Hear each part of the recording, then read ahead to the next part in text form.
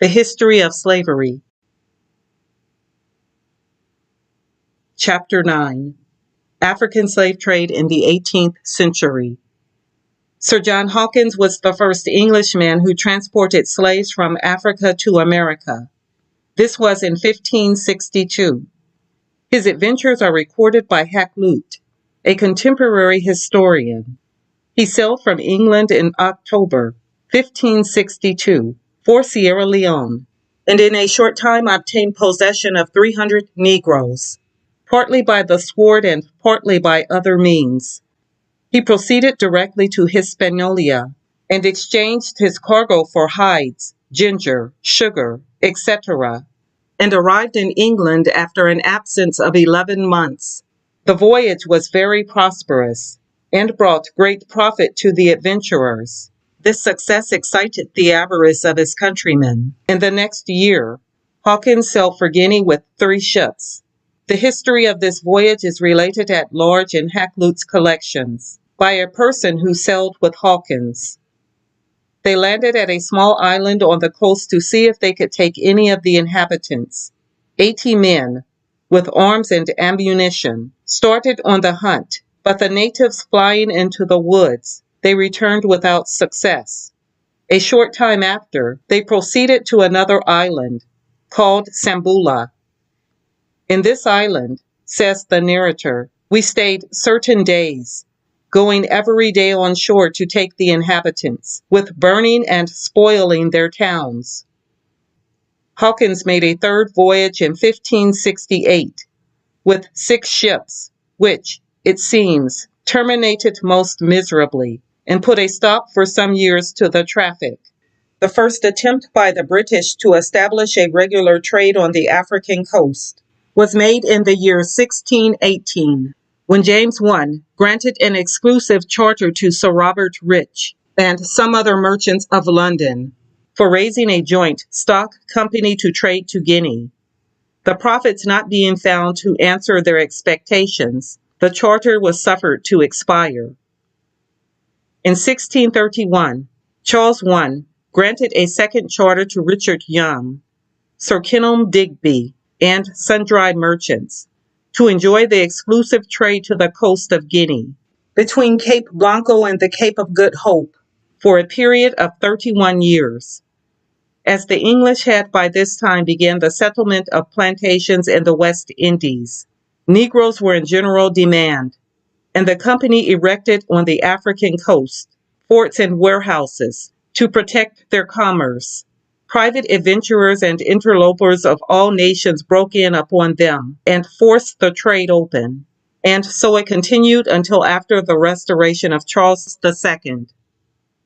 In 1662, a third exclusive company was incorporated, consisting of many persons of high rank and distinction, at the head of whom was the king's brother, the Duke of York. This company undertook to supply the English plantations with 3,000 Negroes annually. In 1664, all the Dutch forts on the African coast but 2 were captured by the English, but in the following year they were retaken by the Dutch admiral, De Ruyter, who also seized one of the forts belonging to the English company. In 1672, the company surrendered their charter. The same year, 1672, the fourth and last exclusive company was established. It was dignified by the title of the Royal African Company, and had among the stockholders the King, the Duke of York, and many other persons of high rank. The capital was 11,000 euro, and was raised in 9 months. They paid 35,000 euro for the forts of the old company. Besides the traffic in slaves, they imported into England great quantities of gold. In 1673, 50,000 guineas, named from the country, were coined. They also imported redwood, ivory, wax, etc., and exported to the value of 70,000 euro annually in English goods. The Revolution of 1688 upset the exclusive privileges of this company by the first William and Mary, The African and all other exclusive companies not authorized by Parliament were abolished. The company, however, continued its operations. The trade to Africa, by the statute, was virtually free, but it was expressly made so in 1698, under certain conditions. A duty of 10% ad valorem was laid upon the goods exported from England to carry on the trade, to be paid to the collector at the time of clearance. This duty went to the company. A further duty of 10% ad valorem was laid upon all goods and merchandise imported into England and the colonies from Africa. This duty was applied to the maintenance of the forts and castles. No duty was to be laid upon Negroes, nor upon gold or silver. Against the provisions of this law, both the company and private traders remonstrated, but without effect. In the course of a few years, the affairs of the company were found in bad condition, and Parliament in 1739 granted them 10,000 euros and the like sum annually until 1744, when the grant was doubled for that year. In 1747, no grant was made. In 1750, the Act for Extending and Improving the African Trade was passed and continued in force until the close of the century. In 1790, the whole number of forts and factories established on the coast was about 40. 14 belonged to the English, 15 to the Dutch, 3 to the French, 4 to the Portuguese, and 4 to the Danes. The value of English goods annually exported to Africa about that time was estimated at 800,000 euros sterling. It is impossible to arrive at any exact conclusion as to the number of Negroes annually carried off by the traders of various nations about this time, but there is reason to believe that it did not fall short of 100,000. It has been estimated that up to the close of the last century, Africa must have been defrauded of a population of 30 million. The principal slave importing places were the West India Islands, the British colonies of North America, Brazil, and other settlements in South America. Very early after the commencement of the slave trade, the Africans began to be considered as an inferior race, and even their very color was a mark of it. Under this notion, they continued to be transported for centuries, until various persons, taking an interest in their sufferings, produced such a union of public sentiment in their favor in England that Parliament was induced to consider their case by hearing evidence upon it. It is this evidence which we now propose to lay before the reader, in all its sickening and horrible details. It was heard before a select committee of the House of Commons in the years 1790 and 1791, and we quote it as most reliable proof of the enormities of the African slave trade. It was given by persons, some of whom had been engaged in the traffic, and had visited all the principal parts of Africa from the river Senegal to Angola, had been up and down the rivers, and had resided on shore. This testimony covers the period from 1750 to 1790. Abstract of evidence before House of Commons. The trade for slaves, says Mr. Kiernan, in the river Senegal, was chiefly with the Moors on the northern banks, who got them very often by war, lying in wait near a village where there was no open war, and seizing whom they could. He has often heard of villages, and seen the remains of such, broken up by making the people slaves. That the Moors used to cross the Senegal to catch Negroes was spoken of at Fort Lewis as notorious, and he has seen instances of it where the persons so taken were ransomed. General Rooke says that kidnapping took place in the neighborhood of Goree. It was spoken of as a common practice. It was reckoned disgraceful there, but he cannot speak of the opinion about it on the continent. He remembers 2 or 3 instances of Negroes being brought to Goree who had been kidnapped, but could not discover by whom. At their own request, he immediately sent them back.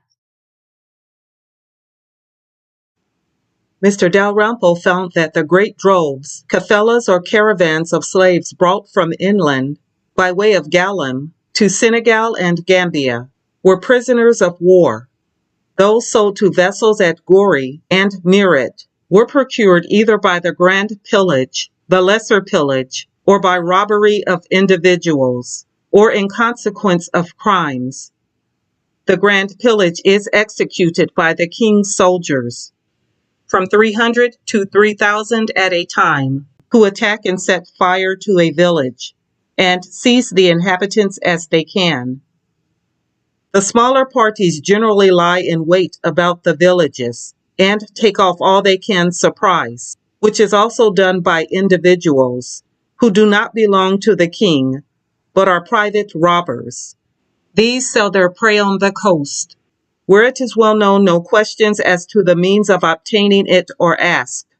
As to kidnapping, it is so notorious about Gori that he never heard any person deny it there. 2 men while he was there offered a person, a messenger from Senegal to Rufisco, for sale to the garrison, who even boasted how they had obtained him.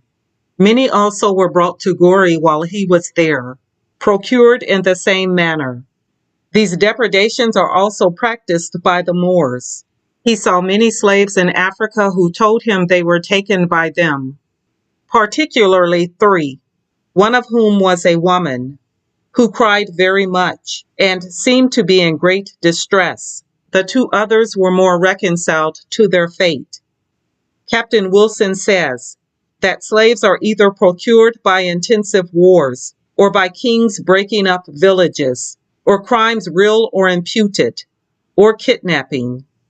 Villages are broken up by the king's troops surrounding them in the night, and seizing such of the inhabitants as suit their purpose.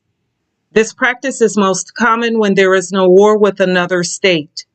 It is universally acknowledged that free persons are sold for real or imputed crimes, for the benefit of their judges. Soon after his arrival at Gori, King Damel sent a free man to him for sale, and was to have the price himself. One of the king's guards being asked whether the man was guilty of the crime imputed to him, answered, that was of no consequence or ever inquired into. Captain Wilson returned the man.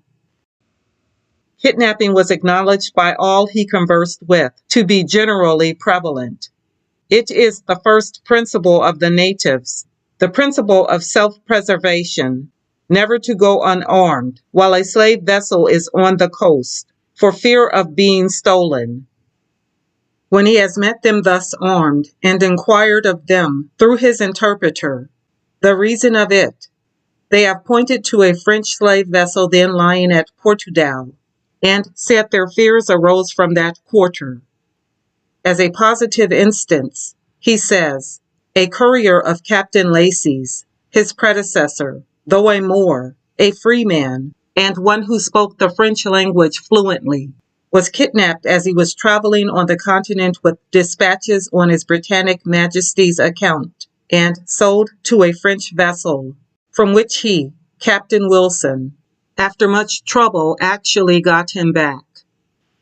When he presided in a court at Gori, a Marabout swore, with an energy which evinced the truth of his evidence, that his brother, another Marabout, had been kidnapped in the act of drinking, a moment known to be sacred by their religion, at the instigation of a former governor, who had taken a dislike to him.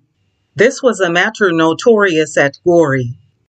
Mr. Wattstrom knows slaves to be procured between Senegal and Gambia, either by the general pillage or by robbery by individuals, or by stratagem and deceit. The general pillage is executed by the king's troop on horseback, armed, who seize the unprepared.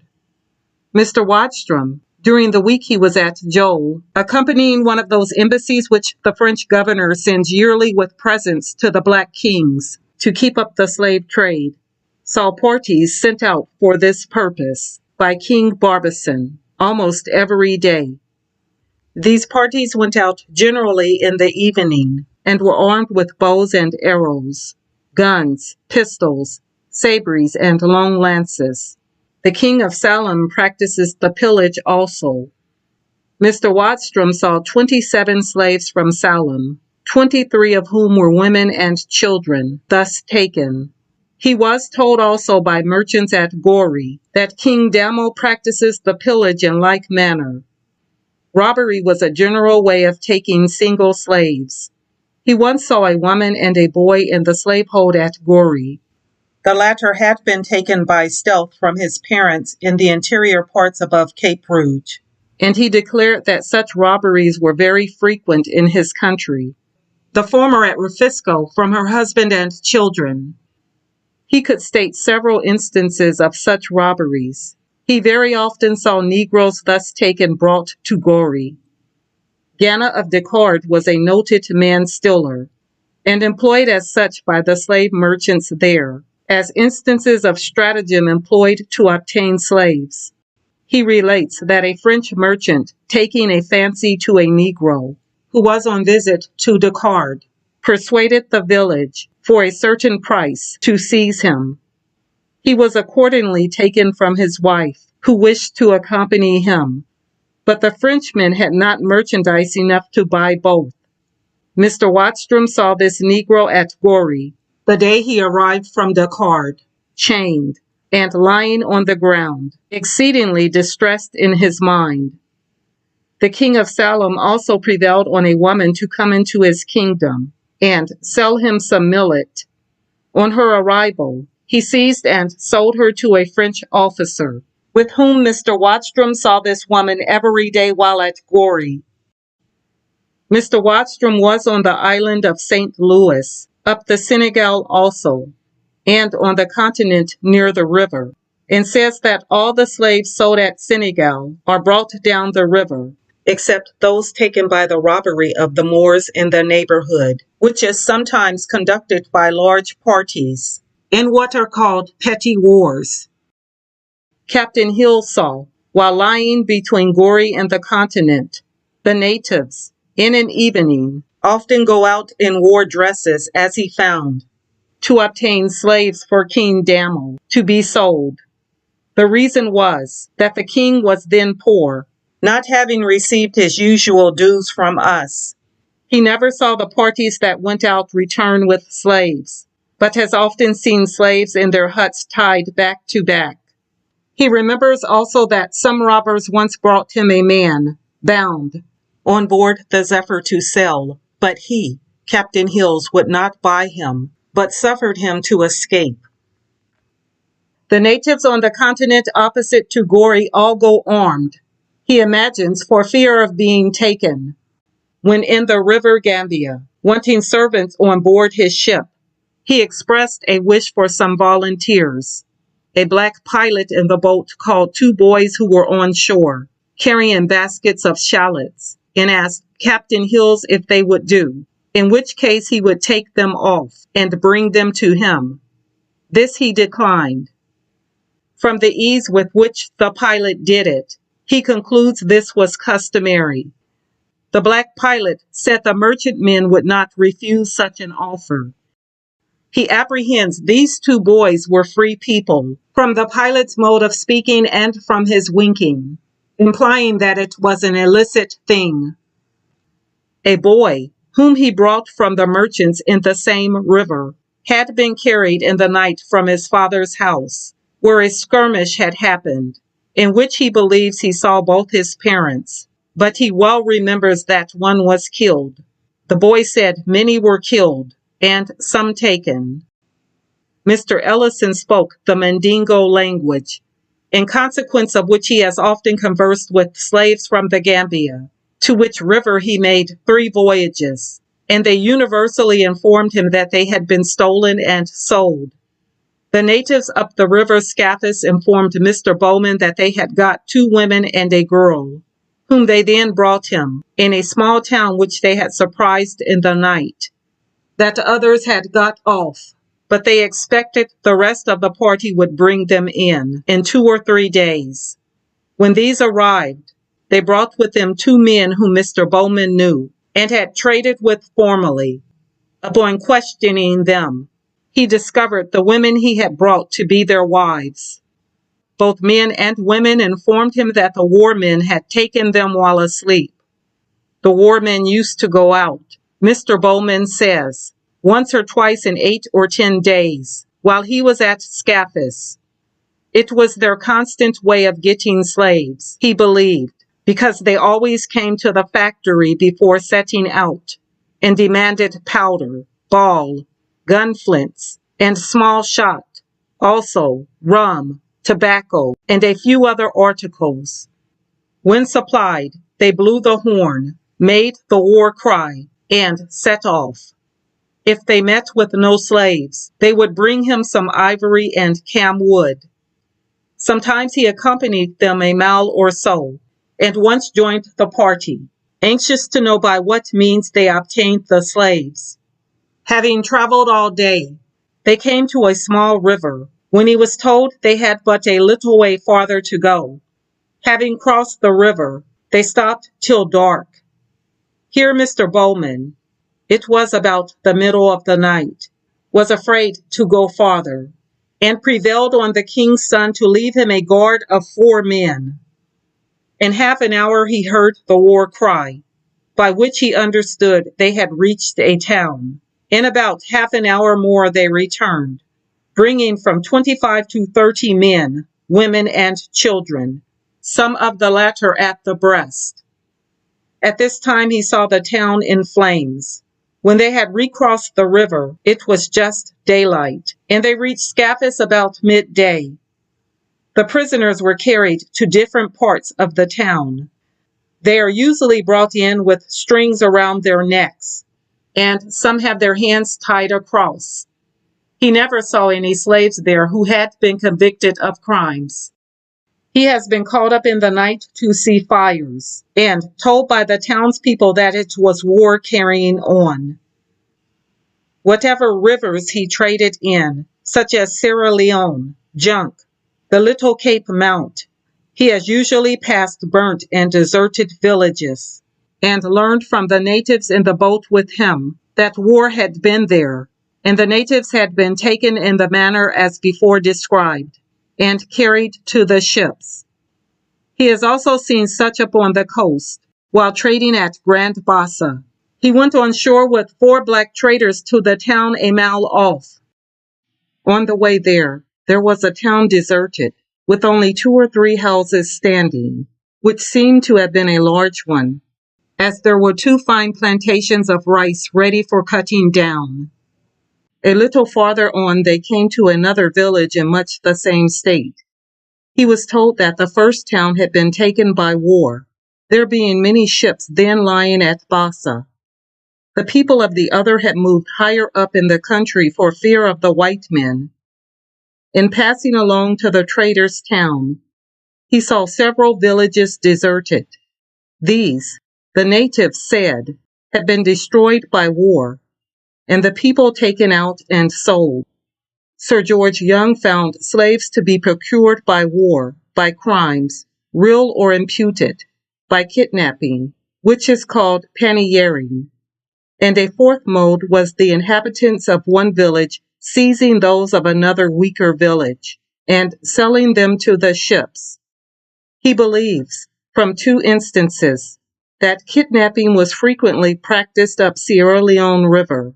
One was that of a beautiful infant boy, which the natives, after trying to sell to all the different trading ships, came alongside his, the Phoenix, and threatened to toss overboard if no one would buy it, saying they had pannieried it with many other people, but could not sell it, though they had sold the others.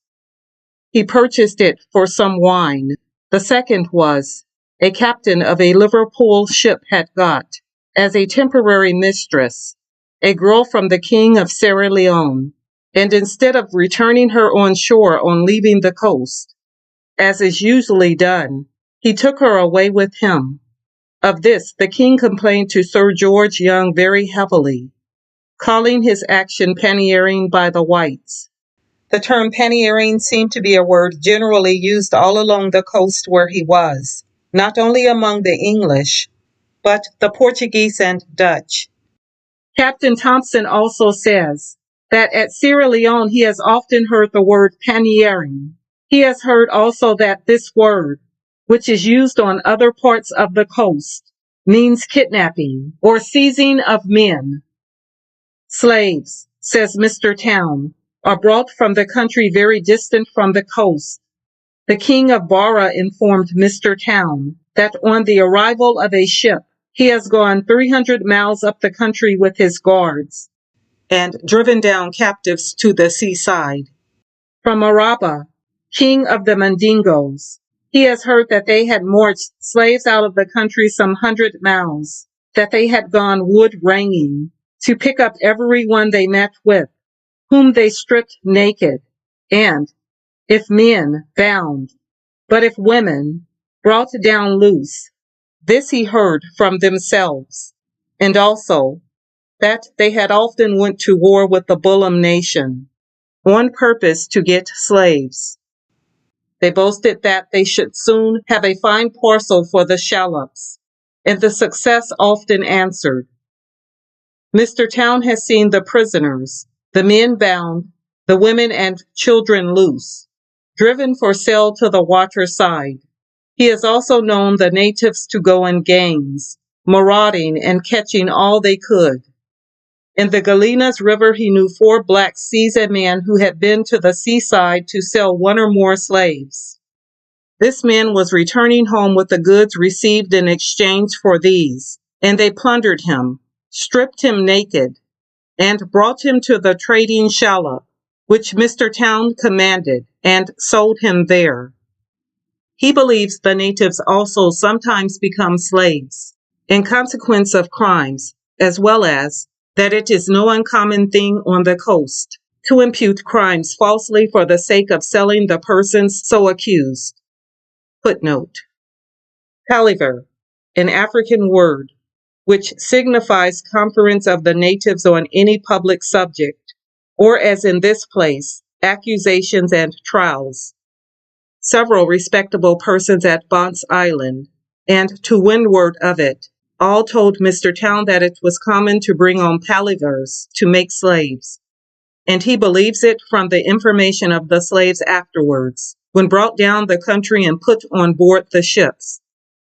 Off Piccaninny Sestos, farther down on the windward coast, Mr. Dove observed an instance of a girl being kidnapped and brought on board by one Ben Johnson, a black trader, who had scarcely left the ship in his canoe with the price of her, when another canoe with 2 black men came in a hurry to the ship, and inquired concerning this girl. Having been allowed to see her, they hurried down to their canoe, and hastily paddled off. Overtaking Ben Johnson, they brought him back to the ship, got him on the quarter deck, and calling him Tifi, which implies thief, to the captain, offered him for sale. Ben Johnson remonstrated, asking the captain if he would buy him whom he knew to be a grand trading man, to which the captain answered, if they would sell him, he would certainly buy him, be he what he would, which he accordingly did, and put him into irons immediately with another man. He was led to think, from this instance, that kidnapping was the mode of obtaining slaves upon this part of the coast. Lieutenant Story says that slaves are generally obtained on the windward coast by marauding parties, from one village to another in the night. He has known canoes come from a distance and carry off numbers in the night. He has gone into the interior country, between Bassa and the river Sestos, and all the nations there go armed, from the fear of marauding parties, whose pillages in these countries are termed war. At one time in particular, while Mr. Story was on the coast, a marauding party from Grand Sestos came in canoes and attacked Grand Cora in the night and took off 12 or 14 of the inhabitants. The canoes of Grand Sestos carry 12 or 14 men, and with these go a marauding among their neighbors. Mr. Story has often seen them at sea out of sight of the land in the day, and taken the opportunity of night to land where they pleased. Mr. Falconbridge supposes the slave trade on these parts to be chiefly supplied by kidnapping. On his second voyage, at Cape Mount and the Windward Coast, a man was brought on board, well known to the captain and his officers, and was purchased. This man said he had been invited one evening to drink with his neighbors. When about to depart, two of them got up to seize him, and he would have escaped, but he was stopped by a large dog. He said this mode of kidnapping was common in his country. In the same voyage, two black traders came in a canoe and stated that there was a trade a little lower down. The captain went there, and finding no trade, said he would not be made a fool, and therefore detained one of the canoe men. In about 2 hours afterwards, a very fine man was brought on board and sold, and the canoe man was released.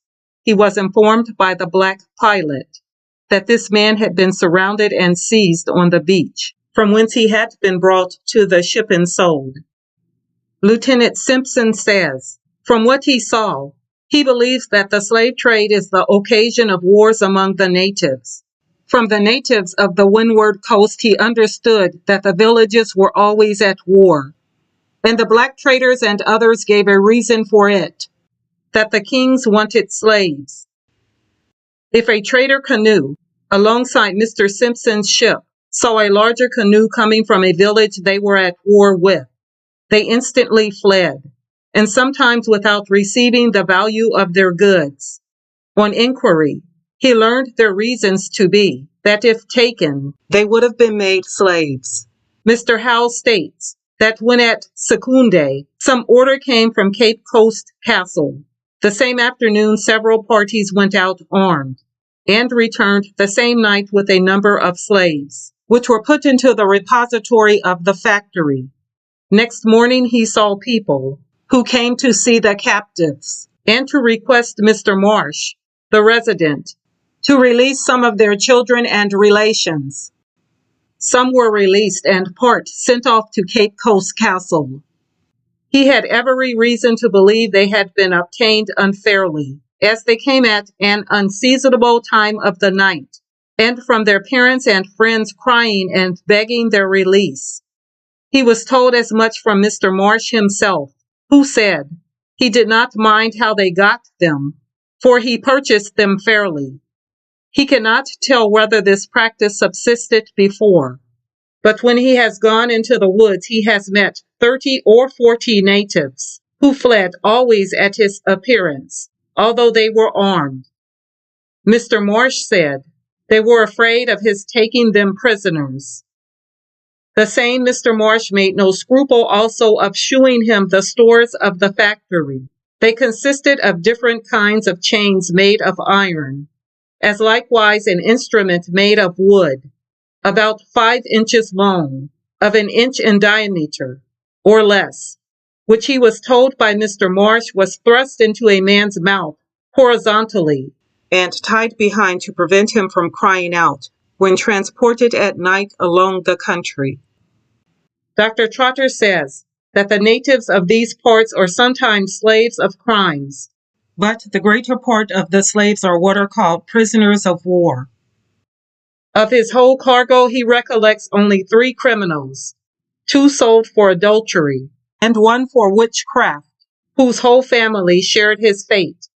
One of the first said he had been decoyed by a woman who had told her husband, and he was sentenced to pay a slave, but being poor, was sold himself.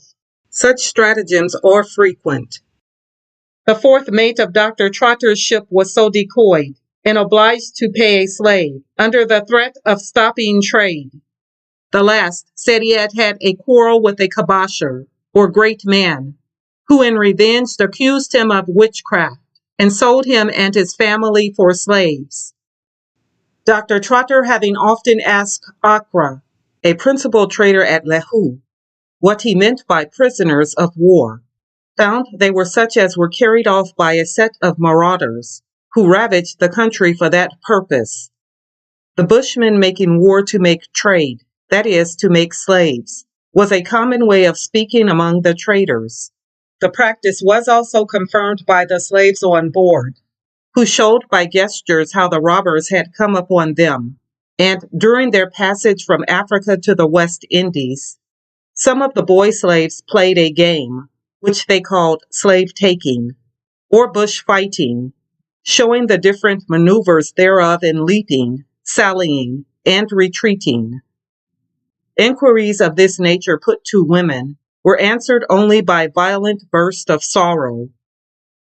He once saw a black trader send his canoe to take 3 fishermen employed in the offing, who were immediately brought on board and put in irons, and about a week afterwards he was paid for them. He remembers another man taken in the same way from on board a canoe alongside. The same trader very frequently sent slaves on board in the night, which, from their own information, he found were every one of them taken in the neighborhood of Ananamabo. He remarked that slaves sent off in the night were not paid for till they had been some time on board, lest, he thinks, they should be claimed. For some were really restored. One in particular, a boy, was carried on shore by some near relations, which boy told him he had lived in the neighborhood of Ananamabo and was kidnapped. There were many boys and girls on board Dr. Trotter's ship who had no relations on board. Many of them told him they had been kidnapped in the neighborhood of Ananamabo, particularly a girl of about 8 years old, who said she had been carried off from her mother by the man who sold her to the ship.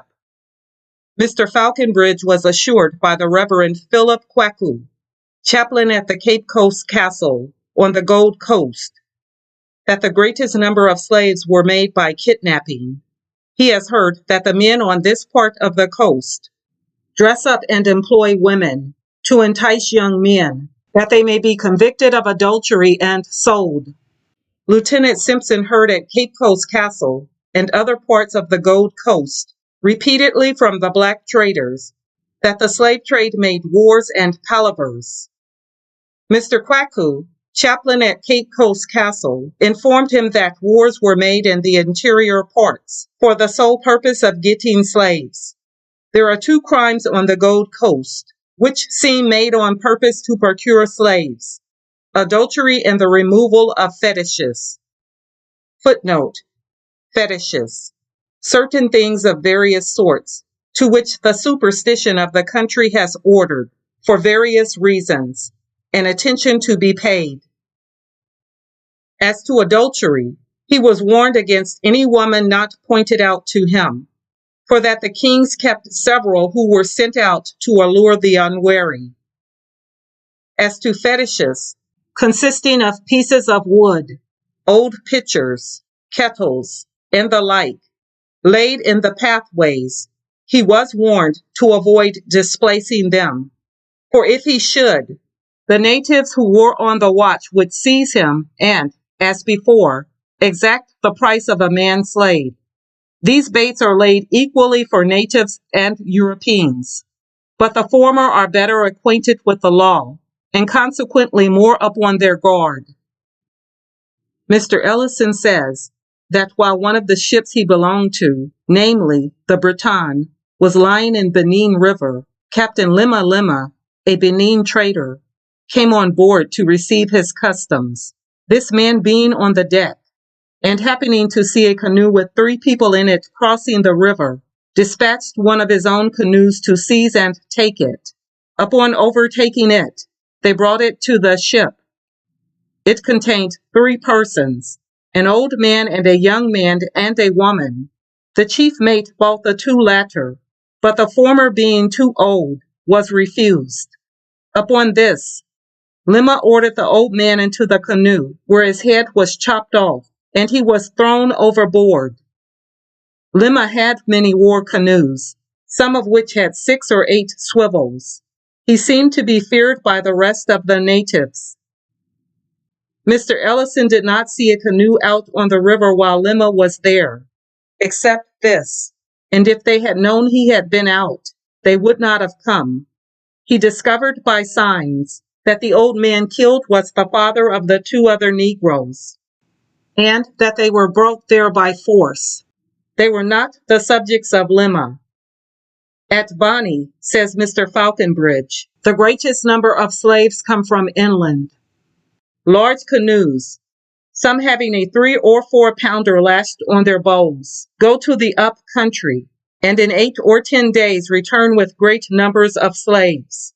He heard once, to the amount of 1,200 at one time.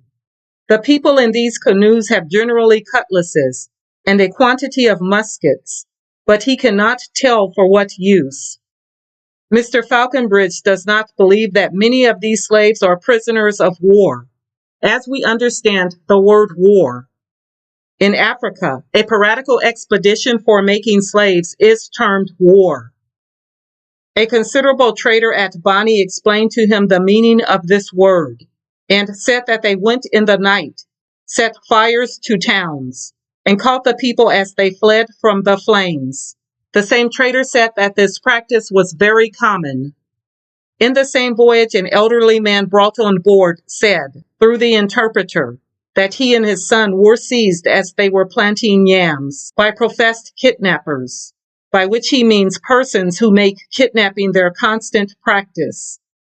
On his last voyage, which was also to Bonny, a canoe came alongside his vessel, belonging to a noted trader in slaves, from which a fine, stout fellow was handed on board and sold. Mr. Falconbridge, seeing the man amazed and confounded when he discovered himself to be a slave, inquired of him, by means of an interpreter, why he was sold. He replied that he had had occasion to come to Bonny to this trader's house, who asked him if he had ever seen a ship.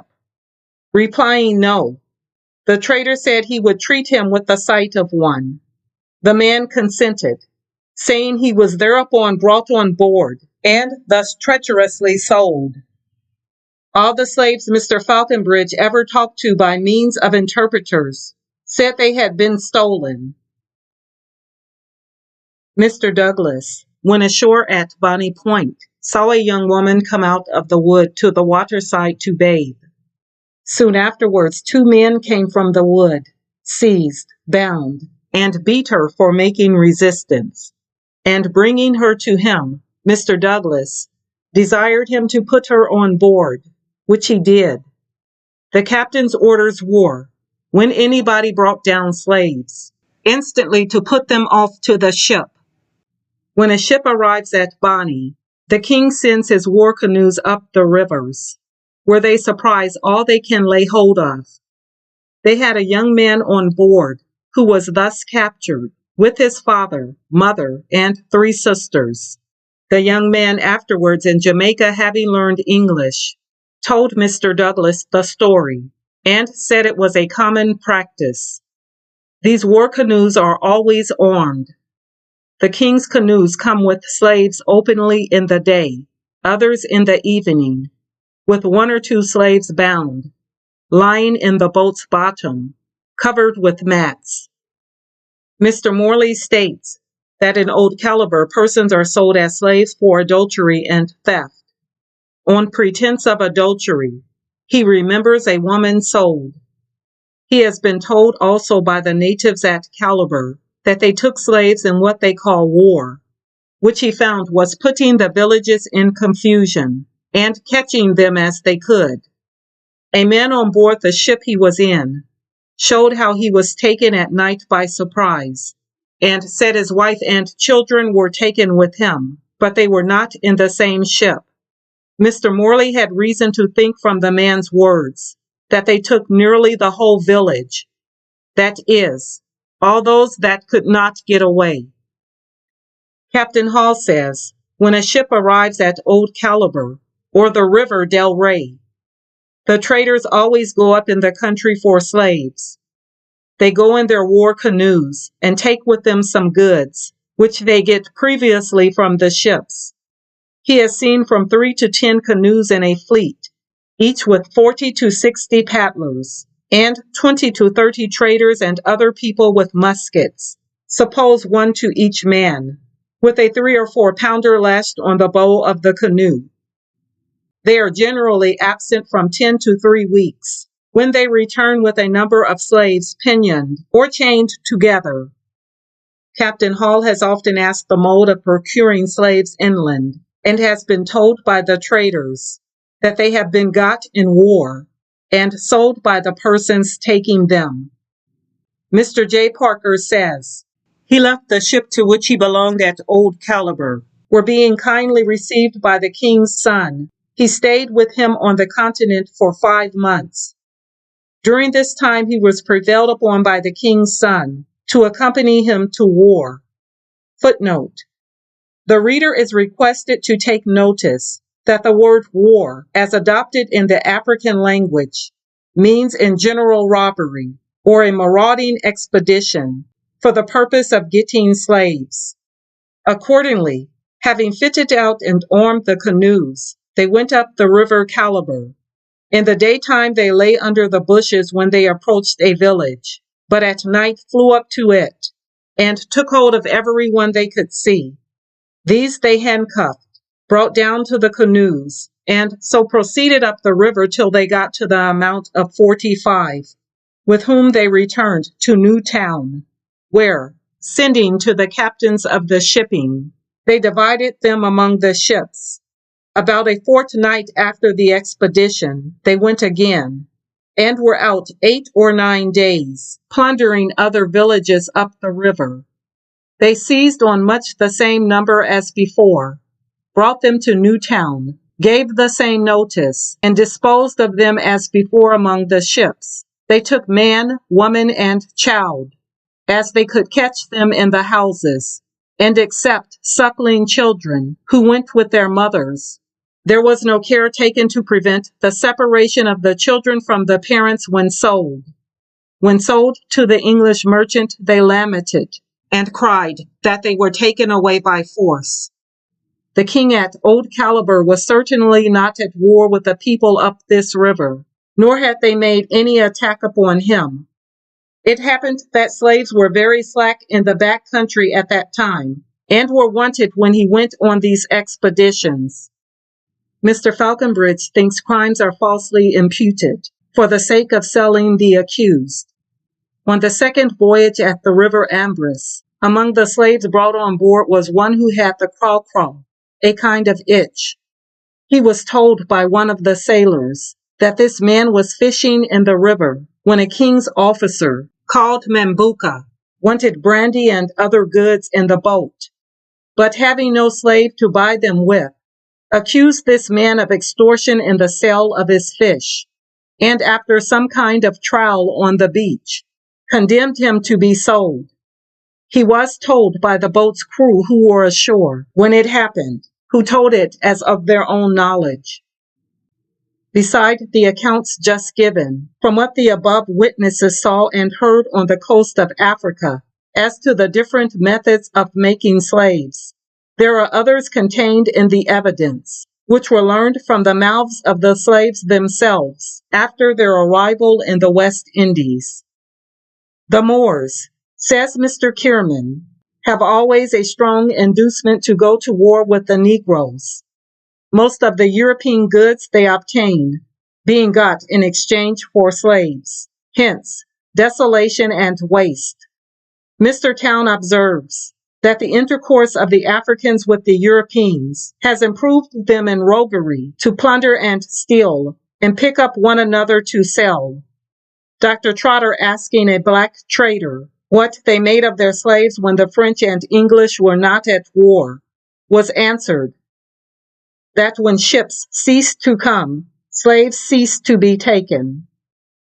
Mr. Isaac Parker says that the king of Old Caliber was certainly not at war with the people up that river, nor had they made any attack on him. It happened that slaves were very slack in the back country at this time, and were wanted when he was on the expeditions, described in a former page. Mr. Watstrom says, the King Barbazon, while he, Mr. Watstrom, was at Joel, was unwilling to pillage his subjects, but he was excited to it by means of a constant intoxication, kept up by the French and mulattoes of the embassy, who generally agreed every morning on taking this method to effect their purpose. When sober, he always expressed a reluctance to harass his people. Mr. Wattstrom also heard the king hold this same language on different days, and yet he afterwards ordered the pillage to be executed.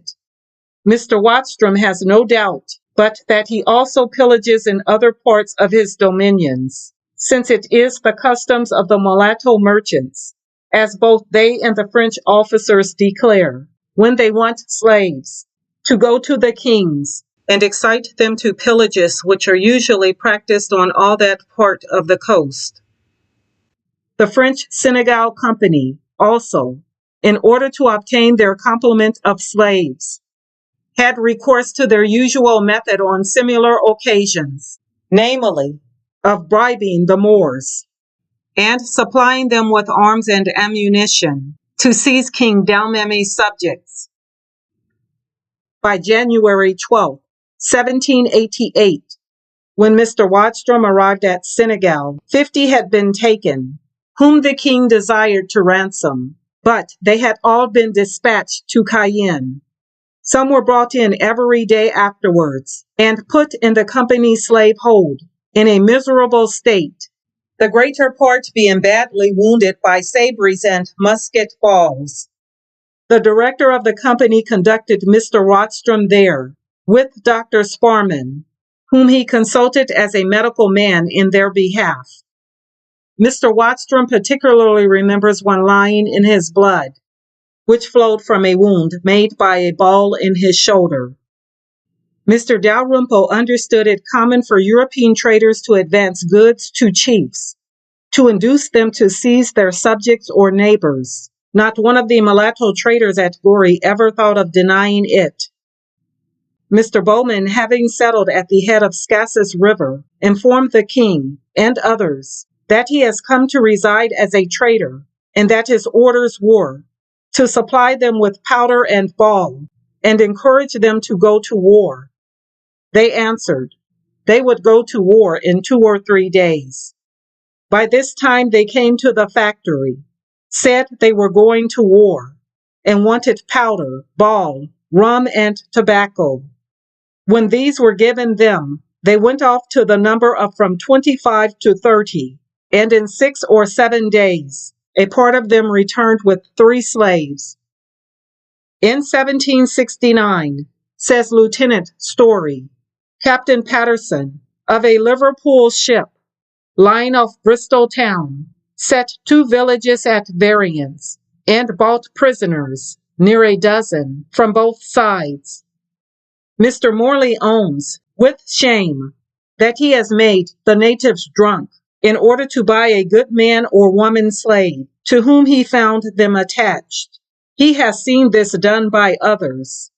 Captain Hildebrand, commanding a sloop of Mr. Bruce, bought one of the wives of a man whom he had previously made drunk, and who wished to redeem her when sober next day, as did the person he, Mr. Morley, bought the man of, but neither of them was given up. He supposes they would have given a third more than the price paid to have redeemed them.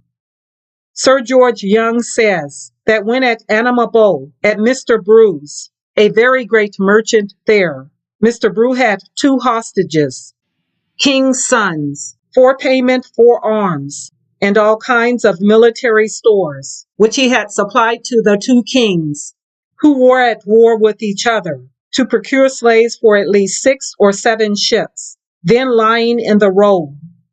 The prisoners on both sides were brought down to Mr. Brew and sent to the ships. Mr. J. Parker has known presents made by the captains to the black traders to induce them to bring slaves. Captain Colley in particular gave them some pieces of cannon, which he himself saw landed. On the subject of Europeans attempting to carry off the natives, General Rooke says that it was proposed to him by 3 captains of English slave ships lying under the fort of Goree to kidnap 100 or 150 men, women, and children, King Damel's subjects, who had come to Goree in consequence of the friendly intercourse between him and Damel. He refused, and was much shocked by the proposition. They said such things had been done by a former governor, but the chief Marabou at Rufus did not recollect any such event. Mr. Watstrom was informed at Goree by Captain Wigney from Rochelle, who was just arrived from the river Gambia, that a little before his departure from that river, 3 English vessels were cut off by the natives, owing to the captain of one of them, who had his cargo, being tempted by a fair wind to sail away with several of the free Negroes, then drinking with the crew. Soon afterwards the wind changed, and he was driven back, seized, and killed, with all his crew, and those of the 2 other vessels. Mr. Watstrom has, by accident, met with the insurer of 2 of these vessels in London, who confirmed the above facts. Captain Hill says a man at Gambia, who called himself a Prince Brother, had been carried off to the West Indies by an English ship, but making his case known to the governor, was sent by him to Europe. Captain Hills was advised not to go on shore at Gambia by the merchants there, for fear of being taken by the natives, who owed the English a grudge for some injuries received. Mr. John Bowman says that when a mate under Captain Strangeways, the ship then lying in the river Sierra Leone at White Man's Bay, ready to sail, he was sent on shore to invite 2 traders on board. They came and were shown into the cabin. Meantime, people were employed in setting the sails, it being almost night, and the land breeze making down the river. When they had weighed anchor and got out to the sea, Mr. Bowman was called down by the captain, who, pointing to the sail case, desired him to look into it and see what a fine prize he had got. To his surprise, he saw lying fast asleep the 2 men who had come on board with him, the captain having made them drunk and concealed them there. When they awoke, they were sent up on deck, ironed, and put forward with the other slaves. On arriving at Antigua, they were sold. The Reverend Mr. Newton has known ships and boats cut off at Cherbourg, usually in retaliation. Once, when he was on shore, the traders suddenly put him into his long boat, telling him that a ship just passed and carried off 2 people. Had it been known in the town, he would have been detained. He has known many other such instances, but after 36 years, he cannot specify them. It was a general opinion, founded on repeated and indisputable facts, that depredations of this sort were frequently committed by Europeans. Mr. Newton has sometimes found all trade stopped, and the depredations of European traders have been assigned by the natives as the cause, and he has more than once made up breaches of this kind between the ships and the natives. He believes several captains of slave ships were honest, humane men, but he has good reason to think they were not all so. The taking of slaves by force has been thought most frequent in the last voyages of captains. He has often heard masters and officers express this opinion. Depredations and reprisals made to get them were so frequent that the Europeans and Africans were in a spirit of mutual distrust. He does not mean that there were no depredations except in their last voyages. He has known Liverpool and Bristol ships materially injured from the conduct of some ships from the same ports that had left the coast. It is a fact that some captains have committed depredations in their last voyages, who have not been known to have done it before. Mr. Towne was once present with part of the crew of his ship, the Sally, at an expedition undertaken by the whites for seizing Negroes, and joined by other boats to receive those they could catch. To prevent all alarm, they bound the mouths of the captives with oakum and handkerchiefs. One woman shrieked, and the natives turned out in defense. He had then 5 of them tied in the boat, and the other boats were in readiness to take in what more they could get. All his party were armed, and the men of the town pursued them with first a scattering, and at length a general fire, and several of the men belonging to the boats, he has reason to believe, were killed, wounded, or taken, as he never heard of them afterwards. He was wounded himself. The slaves he had taken were sold at Charleston, South Carolina. The natives had not previously committed any hostilities against any of the ships whose boats were concerned in this transaction. They owed goods to the captain, for which he resolved to obtain slaves at any rate. He has had several shipmates who have themselves told him they have been concerned in similar transactions, and who have made a boast of it, and who have been wounded also. Mr. Story believes the natives of the windward coast are often fraudulently carried off by the Europeans. He has been told by them that they had lost their friends at different times, and supposed them taken by European ships going along the coast. He has himself taken up canoes at sea, which were challenged by the natives, who supposed the men in them had been taken off the day before by a Dutchman.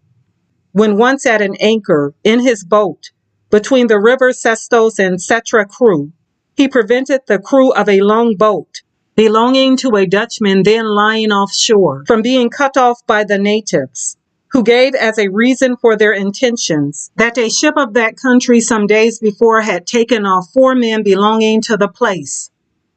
Afterwards, in 1768, being in a boat with 2 other white persons, the natives attacked them. Both the former were killed, and he himself, covered with blood and wounds, was only suffered to escape by consenting to give up a boat and cargo and to go to Gaboon. The reason the natives gave for this procedure was that a ship from Liverpool, one Captain Lambert, had, some time before, taken a canoe full of their townsmen and carried her away. He heard the same thing confirmed afterwards at Gaboon. Mr. Douglas states that near Cape Coast the natives make smoke as a signal for trade.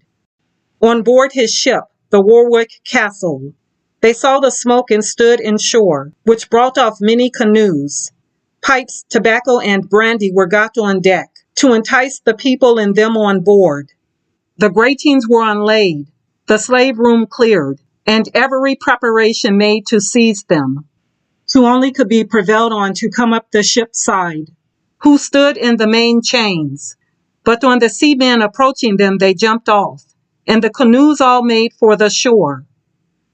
The Gregson's people, while at Bonny, informed Mr. Douglas that in running down the coast, they had kidnapped 32 of the natives.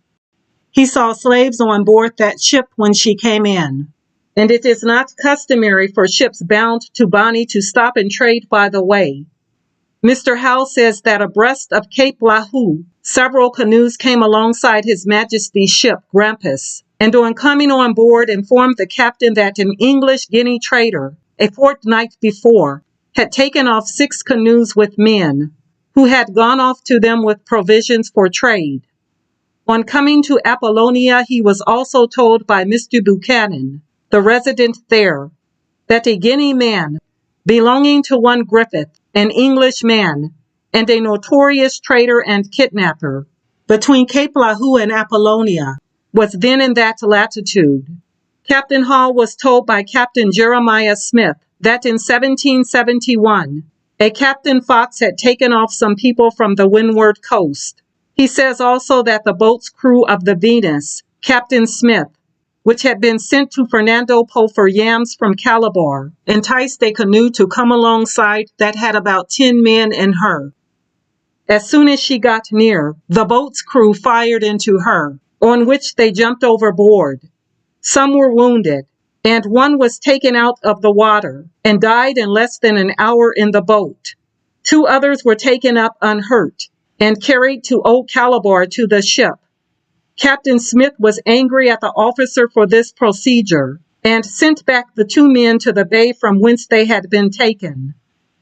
Immediately after the boat had committed this depredation, Captain Hall happened to go into the same bay in his own ship's longboat and sending on shore 2 men to fill water, they were surrounded by the natives, who drove 3 spears into one of the men, and wounded the other with a large stick, in consequence of taking away the 2 men just mentioned. It was said that the crew had disputed with the natives on shore when trading with them for yams, but the former had not done any of the boat's crew any injury.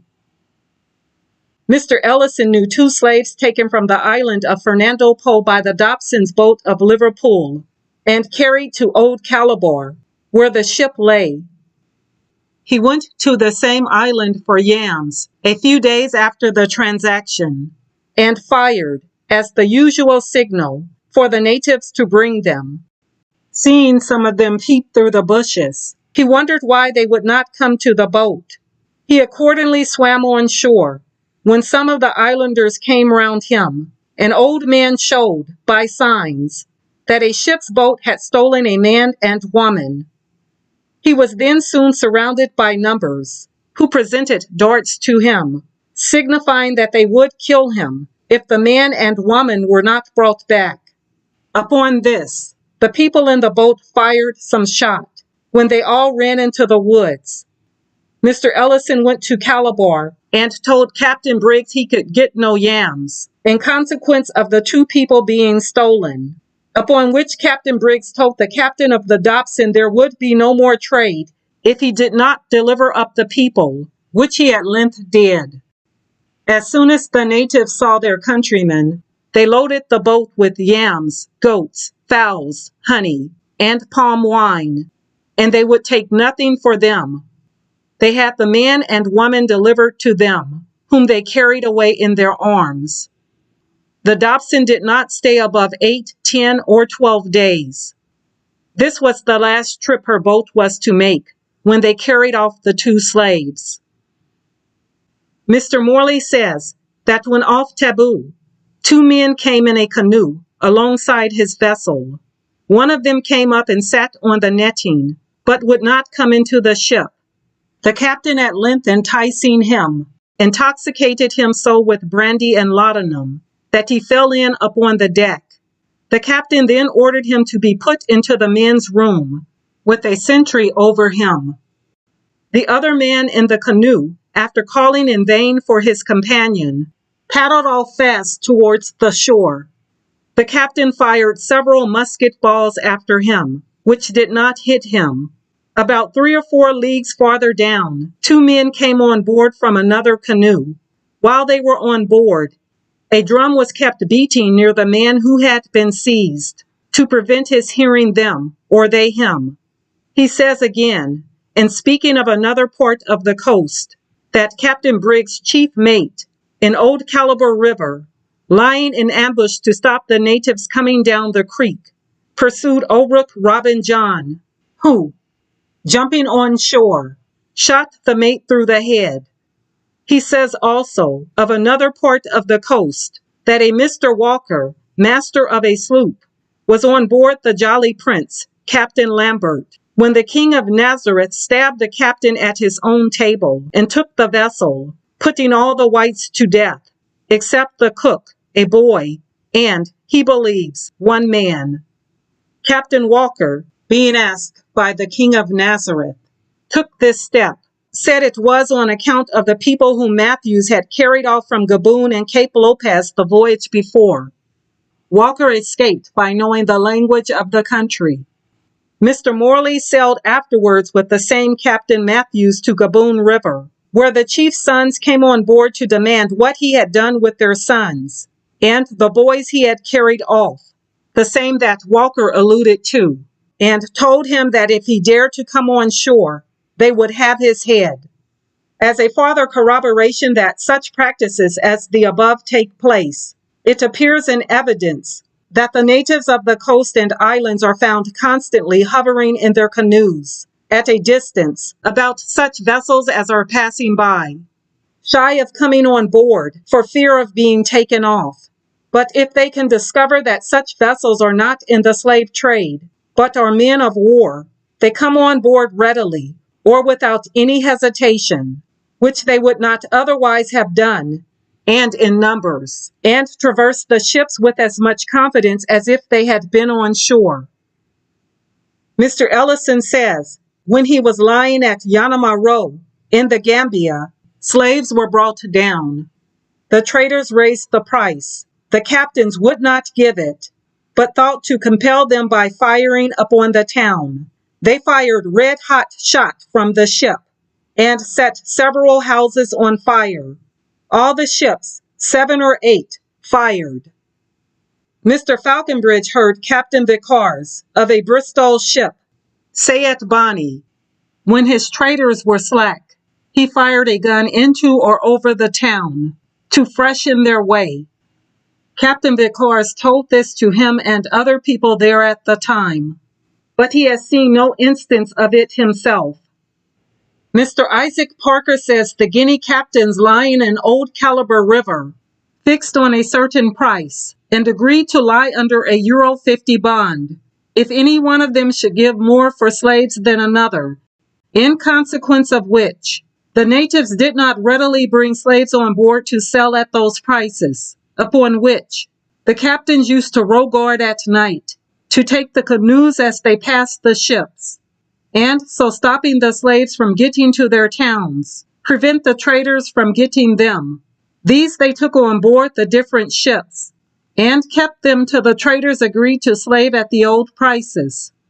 Lieutenant Story says that Captain Jeremiah Smith, in the London, in 1766, having a dispute with the natives of Newtown, Old Caliber, concerning the stated prices which he was to give for slaves, for several days stopped every canoe coming down the creek from Newtown, and also fired several guns indiscriminately over the woods into the town, till he brought them to his own terms. Captain Hall says, in Old Caliber River there are 2 towns, Old Town and New Town. A rival ship in trade produced a jealousy between the towns, so that, through fear of each other, for a considerable time, no one would leave their towns to go up the river for slaves. This happened in 1767. In this year, 7 ships, of which 5 were the following: Duke of York, Bevan, Egger, Lace, Indian Queen, Lewis, Nancy, Maxwell, and Canterbury Sparks, lay off the point which separate the towns. 6 of the captains invited the people of both towns on board on a certain day, as if to reconcile them. At the same time they agreed with the people of Newtown to cut off all the Old Town people who should remain on board the next morning. The Old Town people, persuaded of the sincerity of the captain's proposal, went on board in great numbers. Next morning, at 8 o'clock, one of the ships fired a gun as a signal to commence hostilities. Some of the traders were secured on board. Some were killed in resisting, and some got overboard and were fired upon. When the firing began, the Newtown people, who were to ambush behind the point, came forward and picked up the people of Old Town, who were swimming and had escaped the firing. After the firing was over, the captains of 5 of the ships delivered their prisoners, persons of consequence, to the Newtown canoes, 2 of whom were beheaded alongside the ships. The inferior prisoners were carried to the West Indies. One of the captains, who had secured 3 of the king's brothers, delivered one of them to the chief man of Newtown, who was one of the 2 beheaded alongside. The other brothers he kept on board, promising, when the ship was slaved, to deliver them to the chief man of Newtown. His ship was soon slaved on account of his promise, and the number of prisoners made that day, but he refused to deliver the king's 2 brothers, according to his promise, and carried them to the West Indies, and sold them. It happened in process of time that they escaped to Virginia, and from thence, after 3 years, to Bristol, whence the captain who brought them, fearing he had done wrong, meditated carrying or sending them back, But Mr. Jones of Bristol, who had ships trading to Old Caliber, and hearing who they were, had them taken from the ship, where they were in irons, by habeas corpus. After inquiry how they were brought from Africa, they were liberated, and put in one of Mr. Jones' ships for Old Caliber, where Captain Hall was when they arrived in the ship Cato. So satisfied were the people of Old Town in 1767 of the sincerity of the captains who invited them and of the Newtown people towards a reconciliation, that the night before the massacre, the chief man of Old Town gave to the chief man of Newtown one of his favorite women as a wife. It was said that from 300 to 400 persons were killed that day in the ships, in the water, or carried off the coast. The king escaped from the ship he was in by killing 2 of the crew who attempted to seize him. He then got into a one-man canoe and paddled to the shore. A 6-pounder from one of the ships struck the canoe to pieces. He then swam on shore to the woods near the ships and reached his own town, though closely pursued. It was said he received 11 wounds from the musket shot. Captain Hall, in his first voyage on board the Neptune, had this account from the boatswain, Thomas Rutter, who, in 1767, had been boatswain to the Canterbury, Captain Sparks, of London, and concerned in the said massacre. Rutter told him the story exactly as related, and never varied in it. He heard it also from the king's 2 brothers, who agreed exactly with Rutter. Captain Hall also saw at Caliber, in the possession of the king's 2 brothers, their depositions taken at Bristol, and of Mr. Floyd, who was mate of one of the ships when the transaction happened, but he took no copy. Mr. Millar says that a quarrel happened between the people of Old and New Town, which prevented the ships lying at Caliver River from being slaved. He believes that in June 1767, Captain S. Sparks, captain of his ship, the Canterbury, came one evening to him and told him that the 2 towns, so quarreling, would meet on board the different ships, and ordered him to hand up some swords. The next day several canoes, as Sparks had before advertised him, came from both of the towns, on board the Canterbury, Mr. Millar's own ship, and one of the persons so coming on board brought a letter, which he gave Sparks, immediately on receipt of which he, Sparks, took a hanger and attacked one of the Old Town people then on board, cutting him immediately on the arms, head, and body. The man fled, ran down the steps leading to the cabin, and Sparks, still following him with the hanger, darted into the boy's room. Mr. Millar is sure this circumstance can never be effaced from his memory. From this room he was, however, brought up by means of a rope, and Sparks renewing his attack on him, he leaped overboard. This being concluded, Sparks left his own ship to go on board some of the other ships then lying in the river. Soon after he was gone, a boy belonging to Mr. Millar's ship came and informed him, Mr. Millar, that he had discovered a man concealed behind the medicine chest. Mr. Millar went and found the man. He was the person before mentioned as having brought a letter on board. On being discovered by Mr. Millar, he begged for mercy, entreating that he might not be delivered up to the people of Newtown.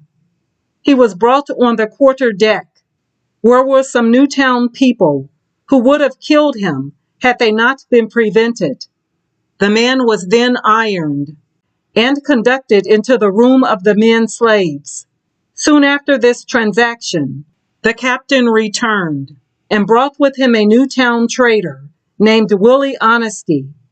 On coming on board, he was informed of what had happened in his absence, and Mr. Millar believes, in the hearing of Willie Honesty, who immediately exclaimed, "Captain, if you will give me that man to cut off his head, I will give you the best man in my canoe."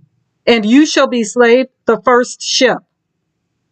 The captain upon this looked into Willie Honesty's canoe, picked his man, and delivered the other in his stead, when his head was immediately struck off in Mr. Millar's sight. Mr. Millar believes that some other cruelties, besides this particular act, were done, because he saw blood on the starboard side of the mizzen mast, though he does not recollect seeing any bodies from whence the blood might come, and others in other ships, because he heard several muskets or pistols fired from them at the same time. This affair might last 10 minutes. He remembers a 4-pounder fired at a canoe, but knows not whether any damage was done. As to other acts of injustices on the part of the Europeans, some consider frauds, says Mr. Newton, as a necessary branch of the slave trade. They put false heads into powder casks, cut off 2 or 3 yards from the middle of a piece of cloth, adulterate their spirits, and steal back articles given. Besides these, there are others who pay in bottles, which contain but half the contents of the samples shown, use false steelyards and weights, and sell such guns as burst on firing, so that many of the natives of the windward coast are without their fingers and thumbs on this account.